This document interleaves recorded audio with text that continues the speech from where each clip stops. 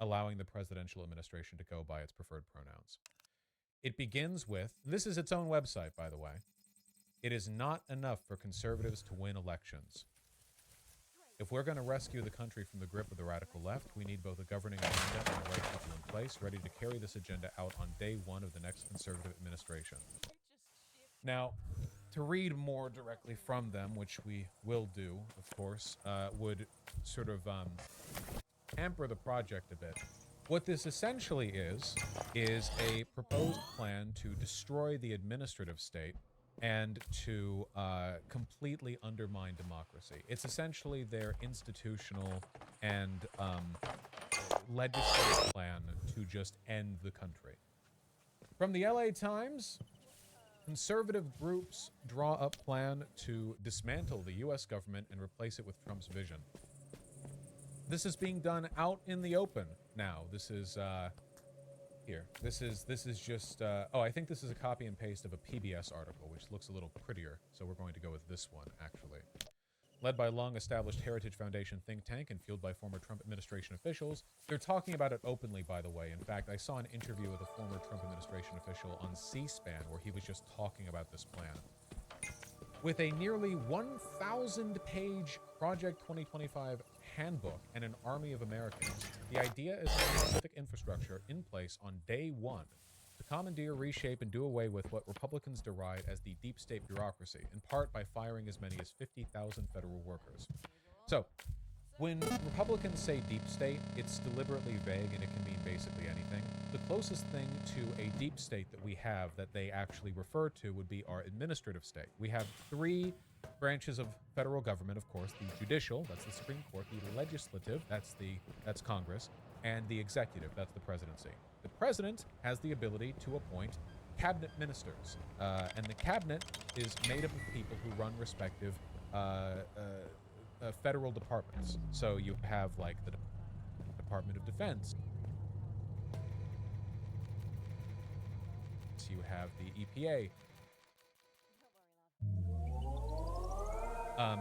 The employees who work for these systems, these are the members of the administrative state. It is the bureaucracy that allows our country to exist.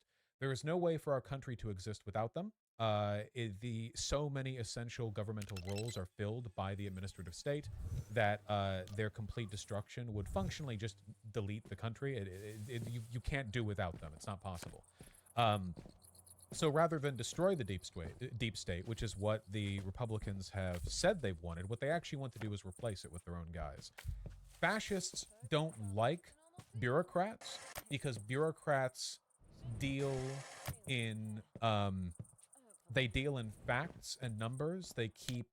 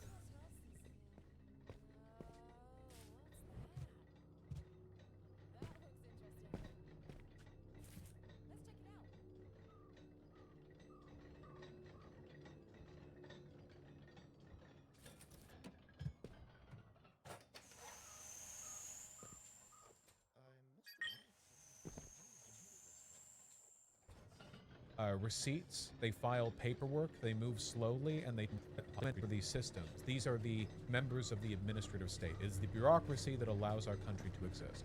There is no way for our country to exist without them. So many essential governmental roles are filled by the administrative state that their complete destruction would functionally just delete the country. You can't do without them. It's not possible. So rather than destroy the deep state, which is what the Republicans have said they've wanted, what they actually want to do is replace it with their own guys. Fascists don't like bureaucrats because bureaucrats deal in facts and numbers. They keep receipts. They file paperwork. They move slowly, and they tend to be very procedural. Fascists don't like any of these things. They want loud, dumb, fast action. They don't like having to cross-check things with a bunch of nerdy, pencil-pushing, glasses-wearing Poindexters. They just want it done. The dismantling, or at least the streamlining of bureaucracy, is a core component of many fascists' time at the head of their respective administrations. They just don't like being made to work with bureaucrats, effectively. So, that's the reason why we're seeing this shift. That's the reason why we're seeing this effort to completely dismantle and then replace the elements of the administrative state that they don't like. Essentially, they want to get rid of anyone capable of stopping them. The FBI, the Department of Defense, the Department of Homeland Security, the Attorney General. They want to control all the systems that could potentially be used to stop them from doing what they want to do. Quote, "We need to flood the zone with conservatives," said Paul Dans, director of the 2025 Presidential Transition Project in a former Trump administration, who speaks with historical flourish about the undertaking. By the way, if you've ever wondered what Vivek Ramaswamy, I forget how you pronounce the last name. If you've ever wondered why he says there are 3 branches of government, not 4, that's what he's referring to. The 4th one that he's referring to, that is the administrative state. That is the thing they're talking about dismantling here. In all likelihood, the reason why he made that one of his slogans is probably because he was aware of Project 2025 before the Heritage Foundation rolled it out entirely.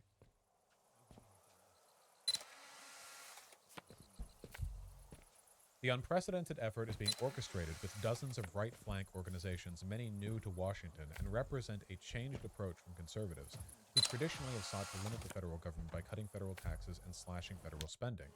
Instead, Trump-era conservatives want to gut the administrative state from within by ousting federal employees they believe are standing in the way of the president's agenda and replacing them with like-minded officials more eager to fulfill a new executive's approach to governing. So, again, it is what the Nazis did, yes. The goal is you gut the administrative state, then replace them all with ideologues. You just fill it from top to bottom with people who agree with you completely and will not stop you, no matter what you say or what you want to do. It's just a way of filling it with loyalists. If this is done, if they succeed in doing this, then America is over. And I mean that. Maybe it comes back at some point. But if they succeed in doing this, it is, that's pretty much it, you know. The goal is to avoid the pitfalls of Trump's first years in office, when the Republican president's team was ill-prepared, his cabinet nominees had trouble winning Senate confirmation, and his policies were met with resistance by lawmakers, government workers, and even Trump's own appointees. What they're essentially saying is, Trump wasn't able to get a lot of stuff done because what he wanted to do was illegal. It was unconstitutional, and he was stopped, both because it was illegal and because it was not possible. And what they're saying is, if we simply replace everyone who would stop us with loyalists, this won't be an issue. Who refuse to bend or break protocol, or in some cases violate laws to achieve his goals. The president day one will be a wrecking ball for the administrative state, said Russ Vought, a former Trump administration official involved in the effort, who is now president of the Conservative Center for Renewing America. They go on for a while here with the extent to which this would be a threat to democracy. There's a top-to-bottom overhaul of the Department of Justice, particularly curbing its independence and ending FBI efforts to combat the spread of misinformation. It calls for stepped-up prosecution of anyone providing or distributing abortion pills by mail. There are proposals to have the Pentagon abolish its recent diversity, equity, and inclusion initiatives, what the project calls the woke agenda, and reinstate service members discharged for refusing the COVID-19 vaccine.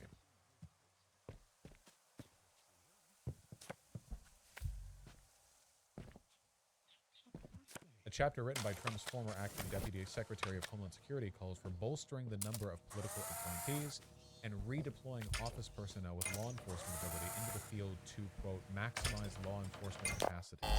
What? Who wrote this? Redeploying office personnel to the field in the DHS? To what end? Okay. They just want to form like a handful thing all across the southern border. The whole Grande, just right on the other side of the river, you know?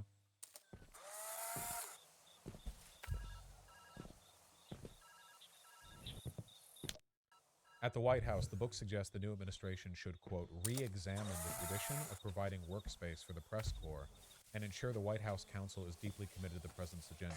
So reading past the euphemism, what they're saying is they no longer want the press to be able to challenge the president during the press briefings. And they want to make sure that the White House counsel toes the line.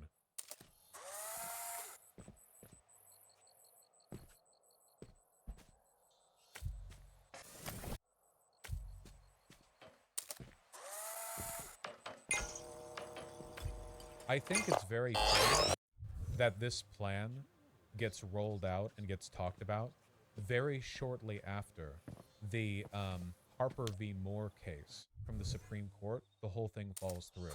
Harper v. Moore was the last, like, big effort from the Republicans, the big, like, snap decision to end democracy effectively by allowing local state representatives to reshape how they handle their elections on both a federal, state, and local level. And now that that's fallen through, here's the new plan. We're going to completely gut the administrative state and make it so we don't even need the Supreme Court or Congress.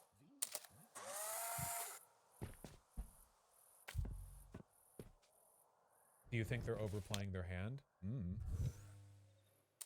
Yeah, dismantling all climate policy.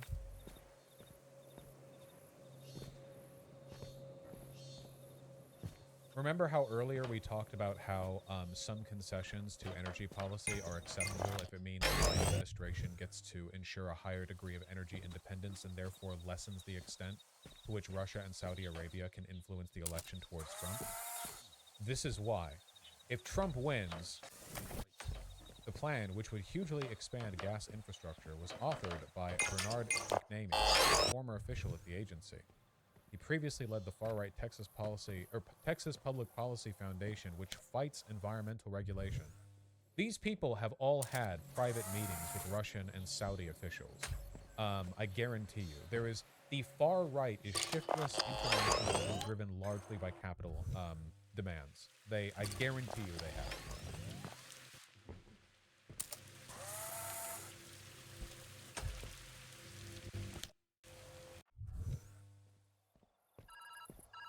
To be fair, both sides probably have. There is no both sides because there is no Democrat 1,000-page mandate on how to destroy democracy. If there was a 1,000-page long proposal made by progressive Democrats, I guarantee you the people making it would not have had meetings with Saudi or Russian leaders. It's called the Mandate for Leadership, by the way. I guess they decided that, like, the whole proposal in and of itself didn't sound fascist enough, so the actual 1,000-page brief had to be called Mandate for Leadership, as if we could possibly lean into that aesthetic any more than we already are.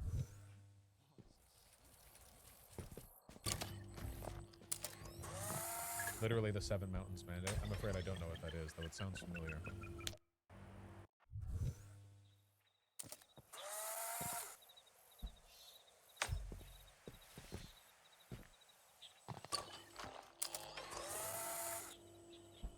Check page 13, first paragraph.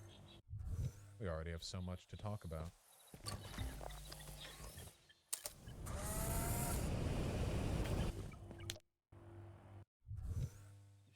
The next conservative president should go beyond merely defending America's energy interests, but go on the offense, asserting them around the world. America's vast reserves of oil and natural gas are not an environmental problem. They are the lifeblood of economic growth. American dominance of the global energy market would be a good thing, for the world, more importantly, for we the people. It's not just about jobs, even though unleashing domestic energy production would create millions.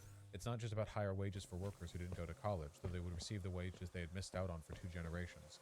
Full-spectrum strategic energy dominance would facilitate the reinvigoration of America's entire industrial and manufacturing sector as we disentangle our economy from China.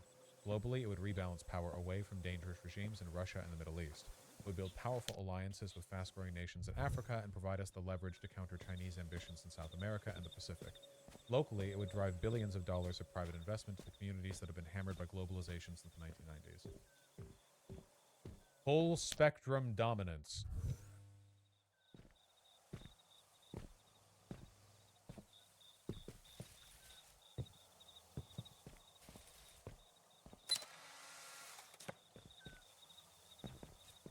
People are still going over the specifics of this document, but there is so much in here.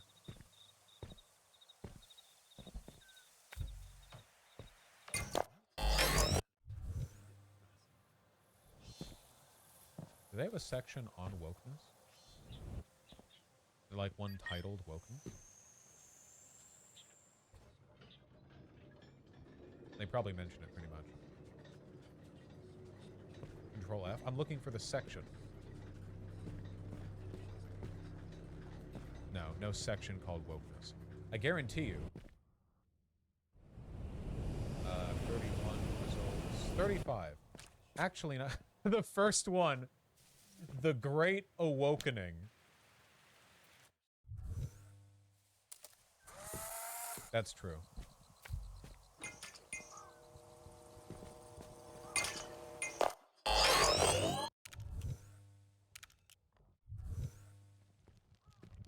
Many such cases.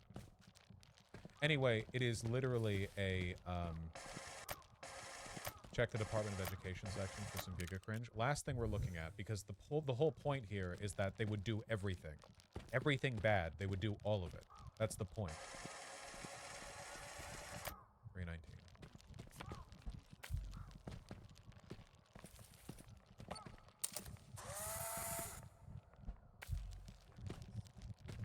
Federal Department of Education should be eliminated, of course.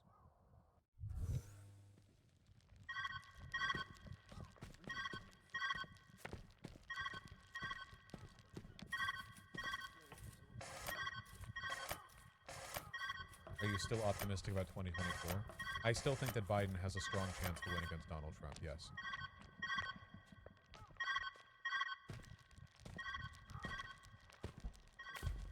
Advancing education freedom, that means school choice.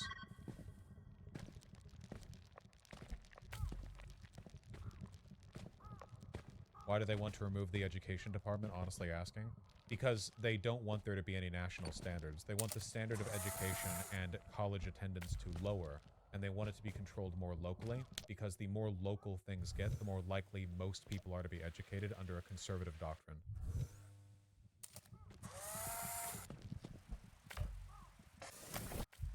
Enforcement of civil rights should be based on a proper understanding of those laws, rejecting critical gender ideology and critical race theory.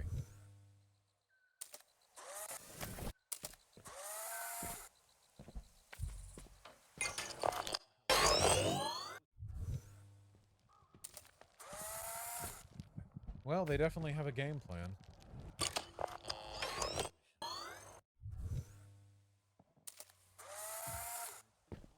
The lobbyists from the 2025 are everywhere, even the climate-friendly orgs. Yeah, no, they are absolutely all over the place. If anything, just interpret this as a reminder of how essential it is that they don't win.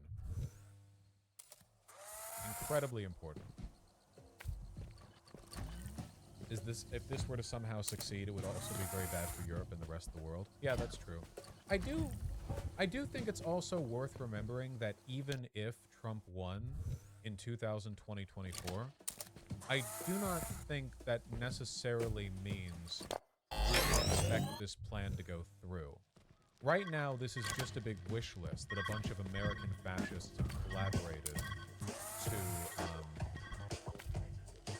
2024. Yeah, you know. It's a wish list that a bunch of fascists have collaborated on. It's not necessarily like an indication they're capable of enacting it. Who's going to stop them? They are. Fascists are incompetent. And if bureaucracies could be disbanded that easily, then it would have been easier for Trump to do it to begin with. Trump tried to get people. Remember the pressure he placed on the FBI director to fire the investigator, like, and he wasn't able to in the past. You know, it's not a guarantee that they'll be that much more successful this time. Yeah. Do you think they want this to be public? Yes.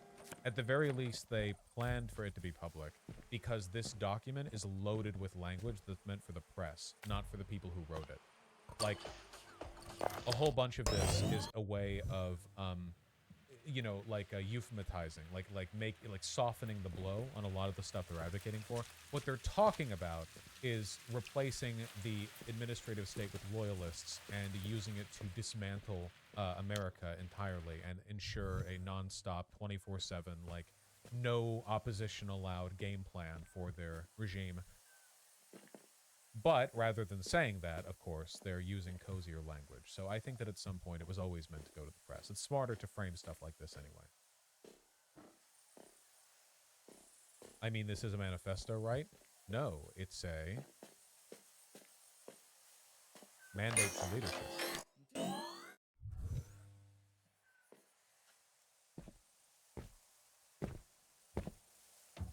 It's a wish list with a lot of money backing it, like the banks pouring trillions into fossil fuel expansion in the global south. Yeah, of course. Like I said, it's international capital. It always comes back to capital. Behind every horrible, bad idea, every destructive policy, every politician who knowingly lies and seems to be aware of the fact that people know they're lying, but it doesn't matter, it's always money. Every time, always. And people ask me if I think a workers' democracy would be better for the people. You know, like all the corporations would act exactly the same. It's so obviously a class lines thing, every single time.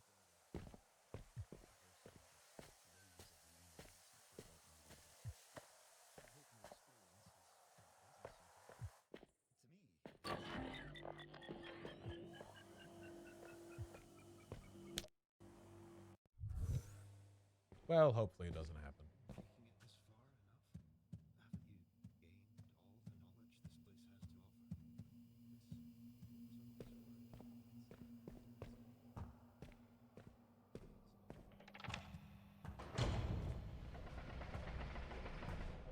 Makes me a full doomer accelerationist. I don't think that being a doomer is an appropriate response to any of the information that we've gone over this stream. Do you think it'll happen?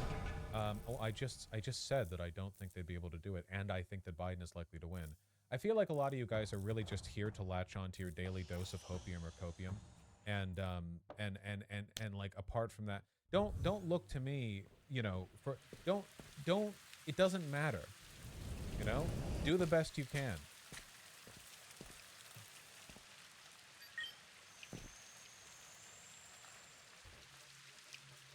About this. Oh yeah, I saw this. This was very funny. I like how Mehdi Hassan has a, like, the magical gene that lets him talk over people effortlessly. You say you are anti-identity politics, anti-affirmative action in a party that hates the Soros name, yet you accepted a Paul and Daisy Soros scholarship at law school that was specifically set up for the children of immigrants. It was an affirmative action scholarship, and your defense for that is that you didn't have the money to pay for law school, even though you'd already made over $1 million at the time, and made another $2 million. My defense of that is somebody gives you a merit scholarship at the age of 24, you take it. At the age of 24, somebody gives you a merit scholarship, you take it. I didn't say I didn't have the money. I said at a time when I had a lot less money than now, $50,000 you said was exactly, still I didn't have the money to me. You keep forgetting your quote. You said, when I didn't have the money. So Mehdi, I've made this really easy for everybody. And I did this in the early weeks of the campaign. Yeah. I released 20 years of tax returns. Yes, you did. Something that no presidential candidate, let alone somebody who's successful in business. I think I've mentioned this before, but like, he made his money on like a rug pull, basically.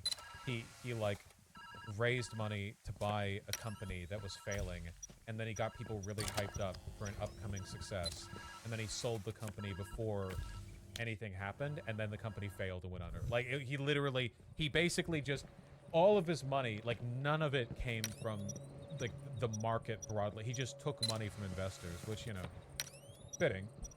Has done. I challenge Democrats and Republicans alike, including the Biden family, to do it. And you know what? I released it so that you could look at them, so we can have an honest conversation. And I appreciate that. The funny thing I've learned, I do appreciate that. It's something Trump should learn from you. I think that transparency is important. So it's already open and everybody can see it. Exactly. We have 2009. But the fact of the matter is, you know what I would advise every 24-year-old should take $50,000. And 2010, you made $750,000. You had the money to pay for law school. You didn't need a Soros affirmative action scholarship that you now criticize. I mean, none of this is worthy, but if you think it is, let's get to the detail. That was actually the first big piece of money. You say you're anti-affirmative action. You took a scholarship for immigrants. I'm anti-affirmative action. So why'd you take a... Look at how look at his fake ass car dealership smile when he's being called out. Holy shit. He's so fucking mad. Oh my god. So which falsehood would you like me to address? The financial one or the one about my views on affirmative action? Because I can go in whichever order you'd like. On the financial piece of it. Not at the time that I had applied for the scholarship that fall. Yes, you did. That December. Yes, you did. On December. This is awkward for you. Believe me, I've got the tax returns in front of my face. No, it's not awkward for you. Yes, on December 31st, when the application for the scholarship was that October. Mehdi, you're wasting your time on childish details in October of that year when I applied for that scholarship. And it was, well, guess what? The bonuses that a hedge fund pays, and it's a shame that, again, you don't have to be an expert on this, but if you're going to spout out, you better know something about it. People pay at a hedge fund the bonuses at the end of a year, and on December 31st, that's when I was paid. I applied for the scholarship that September, and I did not grow up in a wealthy family.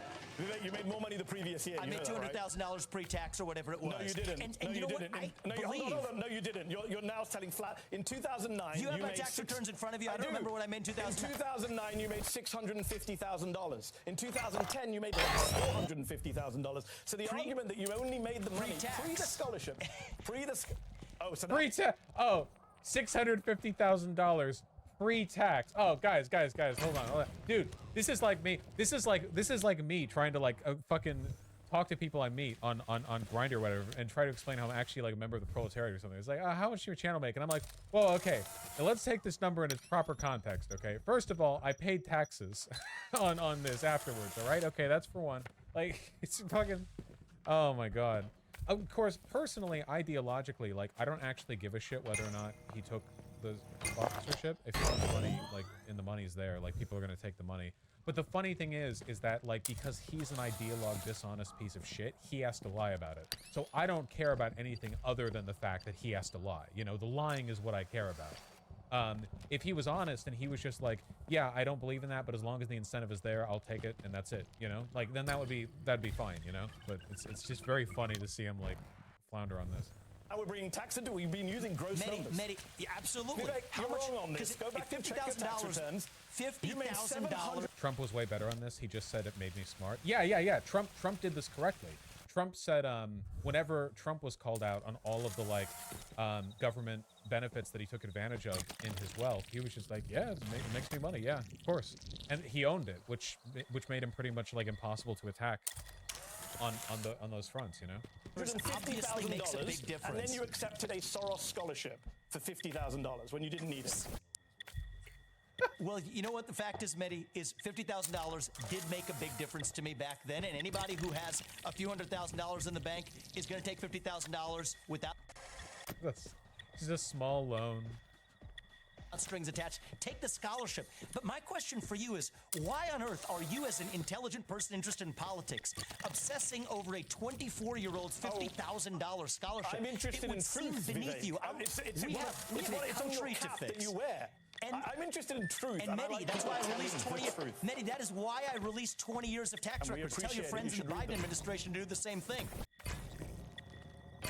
Here's the fellow. Oh yeah, Paul and Daisy Soros Fellowship for New Americans. Vivek Ramaswamy, 2011. So not 23 years ago, but 12. But yeah.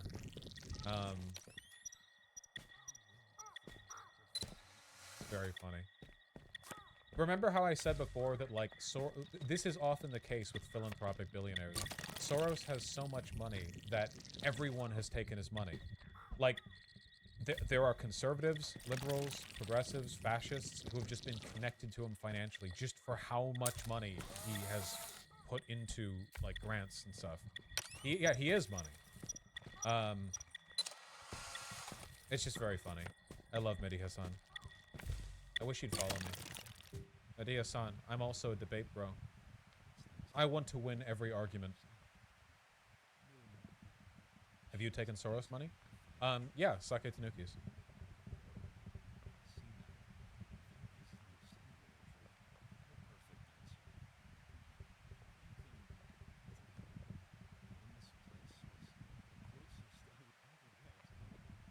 Whoa! Who said anything about Jewish, Benjamin Gilbert Liff? Whoa, I don't even see that stuff. Come on. Oh man. Just very, very, very funny. Can we do another funny one? I want to do another funny one. Can we do a funny one? I feel like today has been very serious. Can we do a funny? Can we do a goof? Can we goof a little?